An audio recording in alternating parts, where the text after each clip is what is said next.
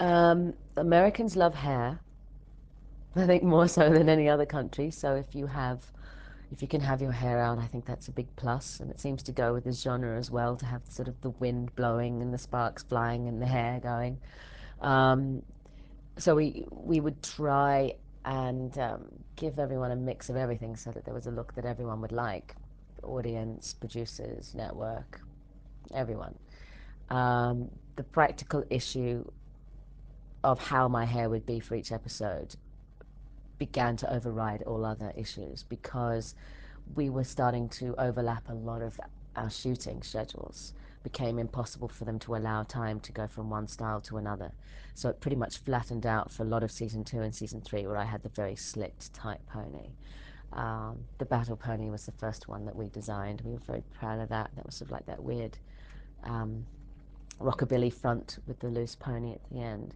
The slicked look was originally what I'd wanted for the character. I wanted her to be quite severe, and I think everyone was a bit nervous about having a leading lady on television with such a harsh look. But it just, to me, epitomized the true character of Aeryn.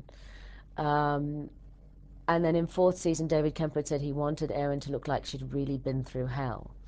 I wanted a quite punkish, run Lola run style haircut that, looked like she'd gone through some changes. We wanted to sort of work on some sort of idea along those lines, but it was a bit hard to convince people to go punk. Um, and we ended up creating it sort of like a three-quarter wig, which provided us with the opportunity to not bring me in unnecessarily early to straighten my hair, which is very curly and frizzy. It became a very girly issue, actually, of time and money. And if we'd done to my hair every day what the wig could do for me, it would have fallen out, I think, after about 4 weeks of doing it. And getting closer and closer to the special effects, it was somebody else's hair in the hairpiece rather than mine. So it was safer, and it told the story of Aeryn having been away for a long time. That was, I never expected it to be as long as it was, and we had to go through a lot of different changes, trying to make it work and integrating it. Um, but I quite liked it. It was the most girly that Aeryn looked really in season 4. Um, Different makeup artists. There's a high burnout rate actually because people work such long hours. And I would often say to the makeup artists every year, because we developed these very strong relationships with them and fantastic shorthand, so we'd never have to say anything. We knew exactly what we needed to do every day on set together. Um,